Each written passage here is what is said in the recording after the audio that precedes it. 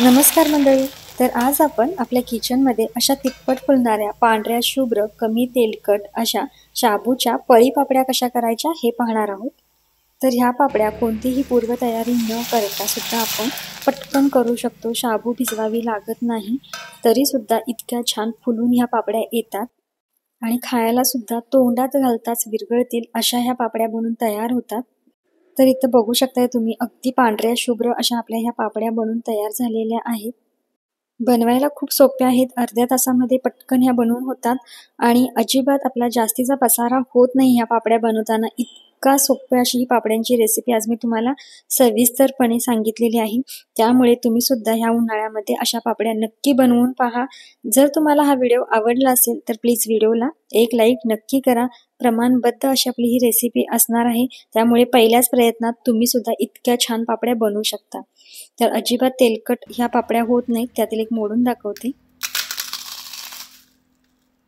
तर ऐकलात का आवाज? इतक्या कुरकुरीत आणि खुसखुशीत, तोंडात घालताच विरघळतील आणि शिवाय कमी तेलकट. बघा, अजिबात हाताला तेल लागलेलं नाही आणि पटकन अशा ह्या वाळल्या सुद्धा जातात. जास्त दिवस लागत नाहीत. अगदी आज जर आपण घातले ना तर दुसऱ्या दिवशी ह्या पापड्या वाळून येतात, पण आपण अजून 1-2 दिवस त्याला छान ऊन दिलं तर त्या वर्षभर व्यवस्थित अशा टिकतात. तर इथे बघा तुम्ही साईजला छोटी पापडी सुद्धा फुलून अगदी तिप्पट झालेली आहे. पापड्या कशा बनवायच्या हे तर आपण पाहणारच आहोत, पण त्याआधी मी ज्योती तुम्हा सर्वांचं ज्योती स्वादिष्ट किचन या आपल्या मराठी रेसिपी चॅनलवरती खूप खूप खूप अगदी मनापासून स्वागत करते.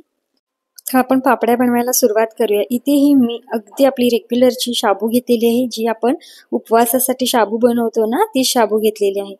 तर ही एक वाटी भरून मी शाबू घेतलेली आहे. मी तर वाटीचं माप दाखवलेलं आहे, कारण प्रत्येकाच्या घरामध्ये वाट्या अवेलेबल असतात, तर त्यामुळे इथे मी वाटीचं माप दाखवलेलं आहे. 1 वाटी भरून मी इथं शाबू घेतलेली आहे. तर ही शाबू आहे आपल्याला भाजून घ्यायची आहे अगदी फुलेपर्यंत. तर अगदी जाड कढईमध्ये ही शाबू मी भाजणार आहे. तर अगदी मीडियम गॅसवरतीच ही शाबू व्यवस्थित आपण भाजून घ्यायची आहे 3 ते 4 मिनिटांसाठी, म्हणजे ती अगदी आतून सुद्धा व्यवस्थित भाजली जाते.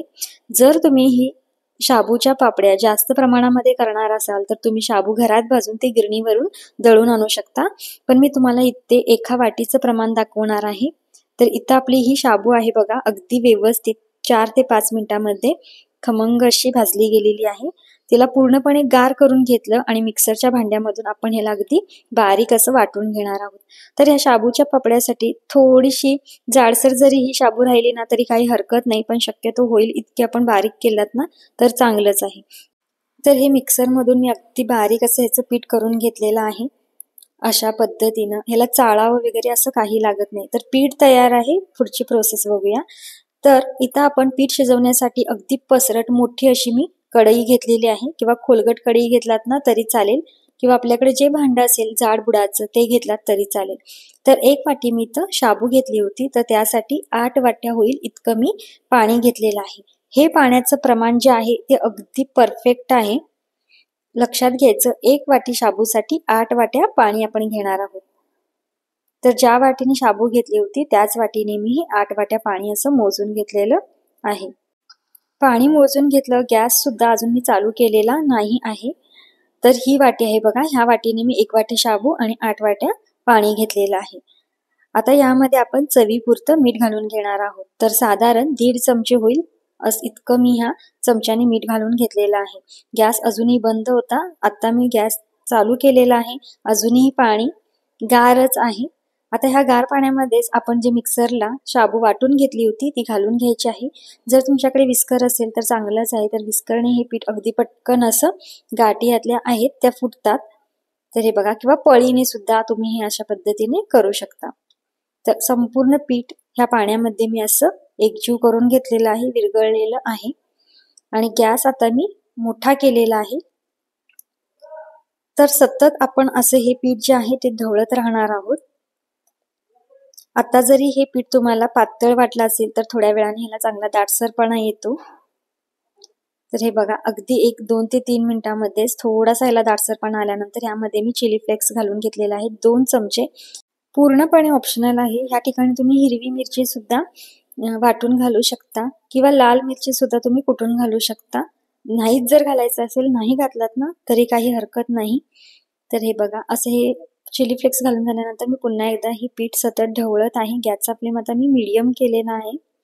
तर सुरुवातीपासून आतापर्यंत एक 6 ते 7 मिनिटं कंप्लीट झाली आणि त्यानंतर लगेचच आपलं हे पीठ जे आहे ते ट्रान्सपरंट होतं. तर तुम्ही बघू शकाल, मगाचं आपलं जे पीठ होतं अगदीच पातळ असं होतं आणि आता पाहू शकताय तुम्ही इतकं हे ट्रान्सपरंट असं आपलं हे पीठ झालेलं आहे. पण अजून सुद्धा आपण ह्याला चांगलं शिजवून घेणार आहोत. म्हणजे एक 10 ते 12 मिनिटामध्ये आपलं पीठ आहे इतक्या प्रमाणामधलं ते शिजून पूर्ण होतं.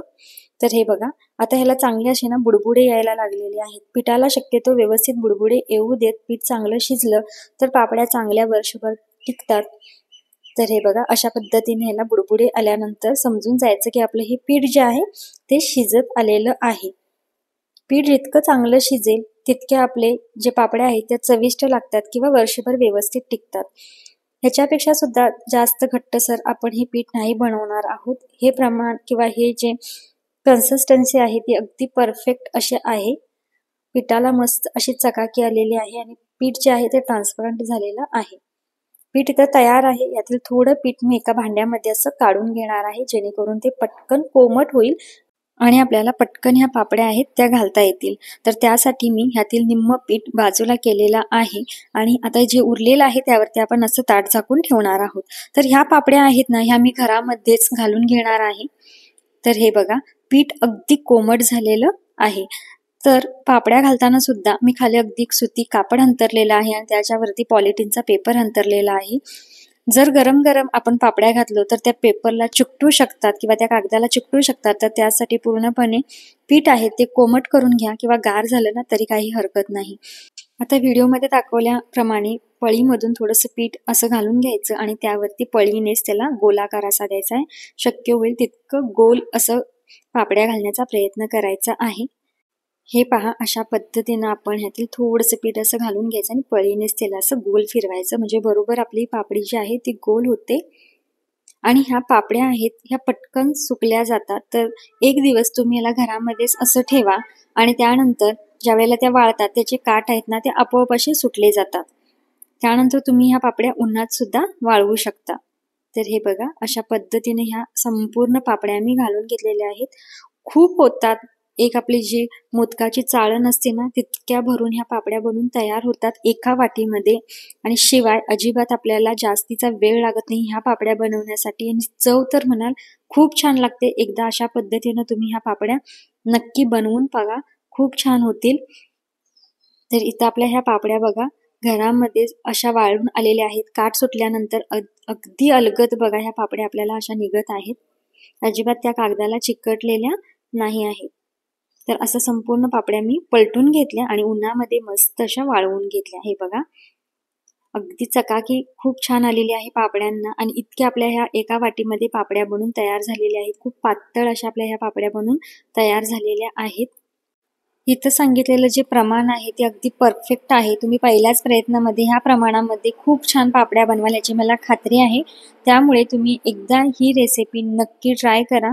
खूप छान होतील. लहान मुलांपासून ते वयस्कर लोकांपर्यंत ह्या पापड्या सगळ्यांनाच खायला खूप छान खुसखुशीत अशा आहेत. तर ह्यातील पापड्या मी तुम्हाला तळून दाखवते. पहा, अगदी तिप्पट अशा फुलतात. तेल चांगलं गरम केलं आणि यामध्ये अशी पापडी घालून घ्यायची. बघा, पटकन अशी ती तळली जाते. शिवाय कमी तेलकट होते आणि अगदी पांढरी शुभ्र अशी आपली ही पापडी तळून होते. तर तुम्ही सुद्धा ह्या उन्हाळ्यामध्ये अशा पापड्या नक्की बनवून पहा. सगळ्यांना खूप आवडतील याची मी तुम्हाला खात्री देते. इथं सांगितलेलं वाटीचं प्रमाण अगदी परफेक्ट असं आहे. 1 वाटीसाठी 8 वाट्या पाणी वापरा. जर तुम्ही दुप्पट किंवा तिपटीने करणार असाल तर हेच प्रमाण तुम्ही दुप्पट किंवा तिप्पट वापरायचं आहे.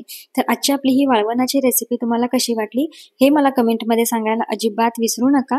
पुन्हा भेटू अशाच नवीन वाळवणाच्या रेसिपी सोबत. तोपर्यंत बाय बाय.